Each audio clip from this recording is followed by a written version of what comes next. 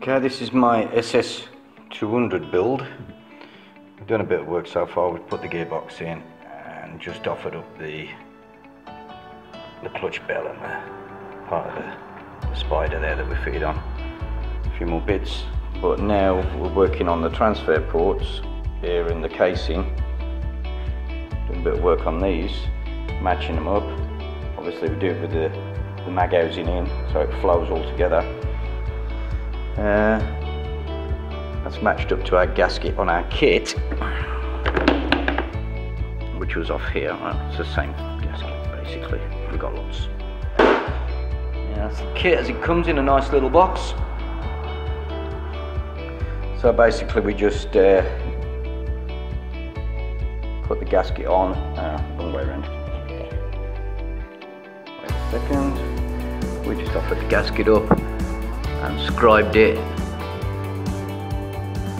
so it's as close as we dare get it. Like this. Yeah. Then obviously it's going to have to be polished. I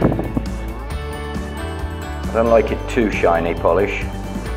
Just a semi-satin finish is just right, because we want to break up particles so we get better atomization of the fuel. If it's too polished, I think the fuel doesn't atomize as well. It helps to break things up a little bit and get a better atomization. Well, that's how far I've got so far. Now for the polishing bit. Now we're on the video. Right, we've just dropped the studs in and I'm going to slide the barrel on now to see if anything's not quite right. Gently on. Yes, we'll have more than one dry build on this thing, that's for sure. Right, we're looking inside.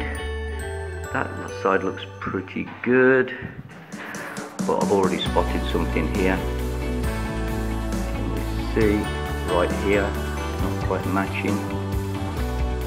It needs to be squared off. Let me just scribe it up a bit.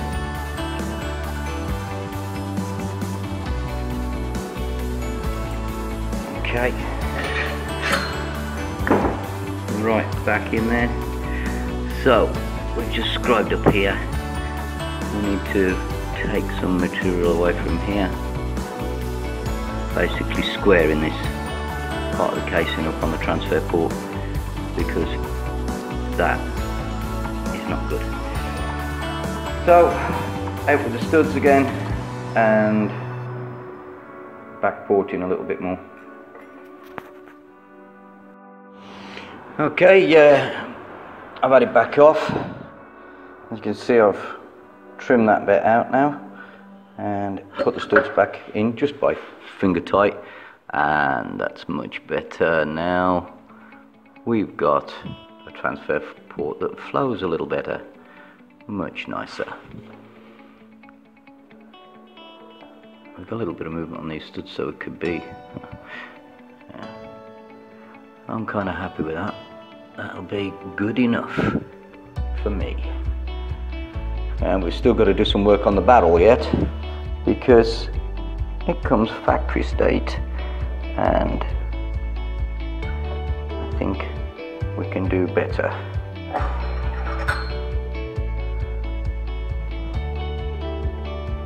Yeah, but it's pretty good quality, I must admit.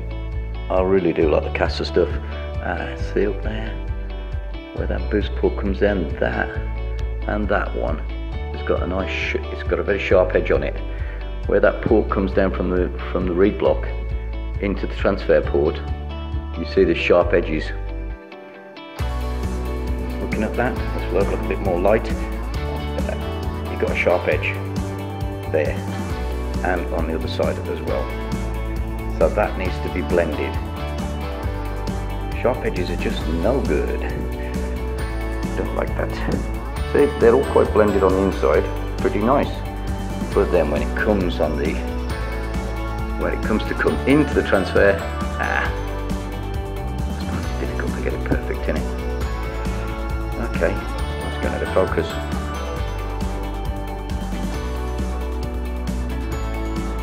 Get into focus, come on. Anyway, you see what I'm on about. Focus is shit. Well, very wide bridge. I would have thought they would have needed it quite so wide. That's robbing power. But to be on the safe side, I'm not really going to touch it. This has probably got plenty. We'll just do a little traditional lambretta. So it means you haven't got a very big cutout on your transfers. So when the piston comes down, as we can see, this is obstructing the transfer port. That's what I much prefer. And on the other side, it practically, this doesn't even line up. And that's a transfer. Rubbish. So we will be tweaking the piston to get a little bit out of it by profiling, hang on, we'll profile this edge around here as much as we can to blend it so it actually flows across it instead of we've got a nice sharp edge again. Not good. On the other side we'll be cutting a bit out because I want to get as much as we can. Because as you see, lambretta is a little bit more set like this. I'll actually have to put it on a mark. Okay, we got it pretty well cut out. It matches the casing. Now we're just going to flow it slightly into the barrel to make it sure it really flows beautifully in. Because there's little imperfections also in the barrel as well. It's slightly, but we'll do all that now. We've got it clamped in the vise. Obviously we've got something soft in between to protect the faces so we don't get any damage. And it's only just nipped in, just enough so I can work on it. Now we're gonna get in there with a small porting tool. It's gonna add a focus. Oh, that's a bit better. And you can just see a slight step there. It's practically nothing, but it's all counts at the end of the day to get that perfect flow. Right, I can't actually show you doing any porting work because I can only got one hand for the phone which I'm filming on. Yeah, I can't do it, so you'll just have to see me step by step. Here's our engine finally completed.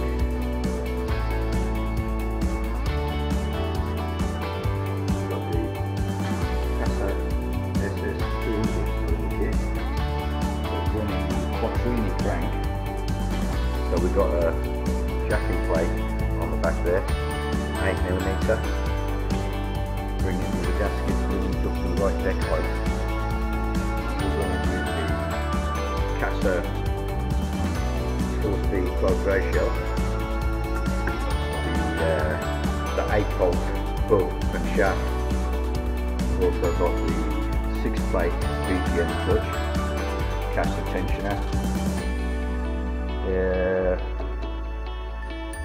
We've got the trotty exhaust on there, which I've modified here because of the vibration. It tends to damage the back of the can here if it's all solid, so we have to change that.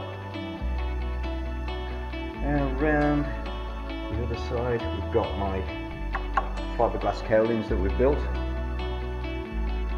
and my fiberglass flywheel cover as well. We're using a BGN flywheel, and we're fitting it with the chisel speed ignition with advanced retard pre-program, so that should be pretty good. And all I've got to do now is throw it into one of my road bikes, start it up and test it. So soon we'll be seeing its first start. Modified a little drain plug here and turned it into a breather, which is much nicer than the original. Other than that, that's about it. We haven't got the race tyres on yet. I'm just going to use this for testing. Eventually we'll put some race tyres on it when it goes actually into the race bike, which is waiting over here.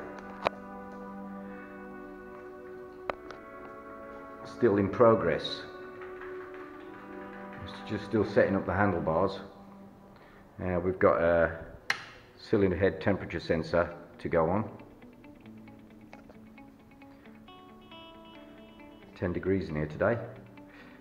Right, that's going to be handy to keep us some feedback on the track at what we're running at temperature wise. Plenty more to do yet before this is finished. We've got our Mitas tyres to go on there with the 8. Okay, here's the lambretta we're going to use for setting the motor up with. We're going to drop the engine into this, so that means I've got to take this engine out, and hopefully we haven't got too much problems with cables, because I think the back brake cable's on its way out, but we'll see. And then we can start my new engine up, jetted. Well, we've got to strobe the ignition as well, because we've got a pre-mapped ignition to go on there. So a bit of strobe work, carburettor work, and hopefully have it running. Well, took a while to get in. Not finished cabling up yet, but the actual engine's in, and we've run it up, set the ignition timing. Well, been out on the bike, it's all cabled up and together now, and the results are very peaky, and it's got to get in the power band. When it's in the power band, it's a rocket, but for what we're going to be using this engine, it's on a twisty track. We need lower down power, so we're going to have to change some things. Looks like I'm going to have to make the exhaust longer. So what I'm going to do is we're going to stretch the Protti exhaust a bit by about 50 millimeters. That will then change our power band completely. So 50 mil in the Protti, and then we retest again. But the results are quite good, very, very powerful. I mean, we could go and drop our port timings a little bit, but I don't want to do that yet. I want to change the exhaust length first. Exhaust length, the power's coming in about 7,500, and then it just turns on like a switch. It's like a rocket. But I need power to come in at around 5.5 for the track we're going to be on, so we can power out to corners quicker without being really up the rev range, because we're going to be going out of control, coming out of corners. It won't be controllable. It needs to come on smoother, the power band. But other than that, it's really good. Well, let's start it up.